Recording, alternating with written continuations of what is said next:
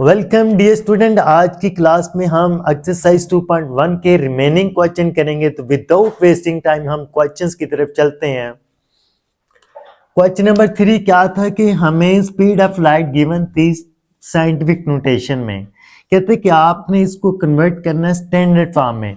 तो standard form में ये वाला हमें नंबर गिवन था, तो मैंने आपको पिछली क्लास में बताया था कि इसको हम कहते हैं कोएफिशिएंट।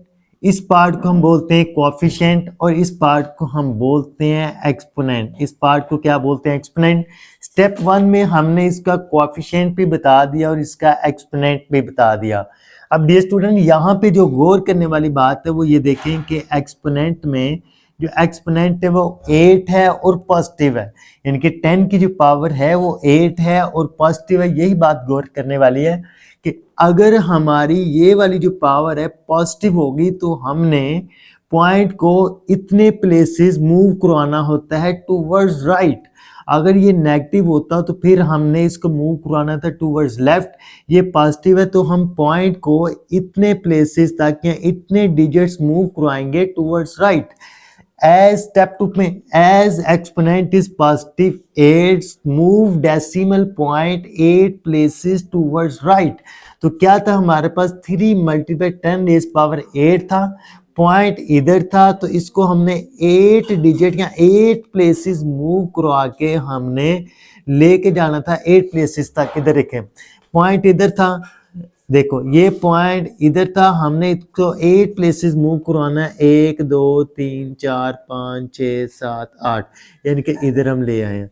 आई होप कि आपको समझ आ गई होगी कि इसको हमने स्टैंडर्ड फॉर्म में कैसे लिखा है। जितनी पावर होगी उतने डिजिट उसको मूव करवा देना, उतने प्लेसेस मूव करवा देना। अगर पावर पॉजिटिव होगी तो राइट साइड पे, अगर नेगेटिव होगी तो लेफ्ट साइड पे।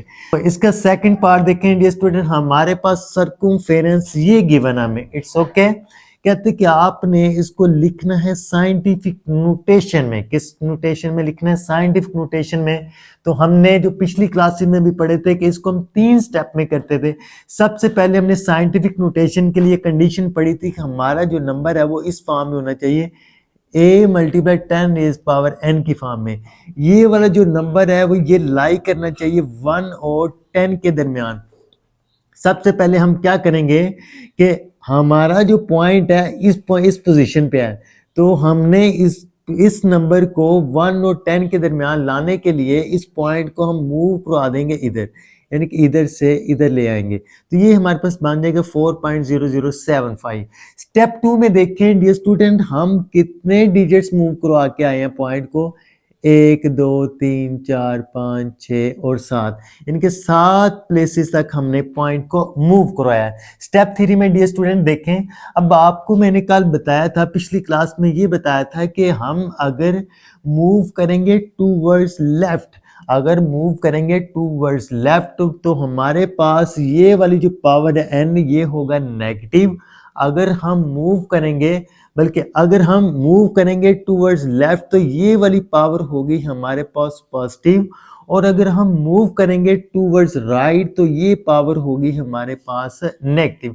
अब देखिए हम मूव किए टूवर्ड्स लेफ्ट, कितने प्लेसेस? 7 प्लेसेस, तो हमारे पास जो पावर होगी वो होगी पॉजिटिव 7। 4.0075 किसके इक्वल होगा? पॉइंट इधर आया है, 4.075 मल्टीप्लाई 10 रेज़ पावर 7 पॉजिटिव 7 मैंने आपको बता दिया। क्योंकि हम मूव किए टूवर्ड्स लेफ्ट इसलिए हमारी जो पावर आई है वो 7 आई है। आई होप कि आपको इसकी समझ आ गई होगी। तो हम चलते हैं इसके नेक्स्ट पार्ट की तरफ। स्टूडेंट इसके पार्ट नंबर 5 की तरफ चलते हैं। देखें हमें डायमीटर ऑफ मार्स गिवन है 6.679 मल्टीप्लाई 10 रेज़ पावर 3। कहते हैं कि इसको आपने कन्वर्ट करना या लिखना है स्टैंडर्ड फॉर्म में। तो वही सेम पीछे वाला मेथड के पहले हम इसको 2 स्टेप में हम इसे सॉल्व करेंगे। एक स्टेप में हम बताएंगे इसका कोएफिशिएंट क्या है और इसका एक्सपोनेंट क्या है। स्टूडेंट ये बात देखने वाली होती है इसमें कि देखें इसमें जो पावर है एक्सपोनेंट है वो हमारे पास 3 है और पॉजिटिव है। मैंने क्या बताया था कि अगर एक्सपोनेंट पॉजिटिव हो उतने डिजिट्स आपने पॉइंट को मूव करवाना है towards right. As exponent is +3, so move decimal point 3 places towards right.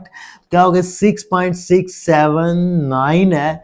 इस पॉइंट को जब हम 3 प्लेसेस टूवर्ड्स राइट मूव करवाएंगे तो ये वाला जो पॉइंट है कहीं इधर आ जाएगा। It's okay student. क्यों, तो क्या बन गया हमारे पास 6.6, ये पॉइंट जब इधर चला जाएगा तो ये तो खत्म हो जाएगा 6679। तो इधर आपने पॉइंट लिखना है, लिखने नहीं लिखना ये आपकी अपनी चॉइस। आई होप आपको सही से क्लियर हो गया होगा। इस पार्ट में आ जाए, लास्ट वाले पार्ट में हमारे पास डायमीटर ऑफ अर्थ क्या गिवन है 1.2756 मल्टीप्लाई 10⁴ किलोमीटर। इसको भी हमने कन्वर्ट करना है स्टैंडर्ड फॉर्म में। तो इसको भी हम 2 स्टेप में करेंगे। पहले स्टेप में हम बताएंगे इसका कोएफिशिएंट क्या है और इसका एक्सपोनेंट क्या है। तो ये पार्ट इसका कोएफिशिएंट होता है और ये पार्ट इसका एक्सपोनेंट होता है। यहाँ पे दोबारा गौर करने वाली बात है कि हमारे पास जो पावर 4 है और पॉजिटिव है, 4 है और पॉजिटिव है। पावर पॉजिटिव होगी तो मूव करेंगे टूवर्ड्स राइट कितने डिजिट्स या कितने प्लेसेस, जितनी उसकी पावर होगी। As if exponent is +4, so move 4 place, so move the decimal 4 places towards right. Point हमारा इधर है, जब हम इसको 4 प्लेसेस तक मूव कराएंगे तो हमारे पास कहीं इधर आ जाएगा। तो क्या बन जाएगा 12756। आई होप स्टूडेंट आपको क्वेश्चन नंबर 3, 4, 5, 6 सही से क्लियर हो गया होगा। फिर भी अगर आपको मसला हो तो आपने कमेंट सेक्शन में लाजमी बताना है।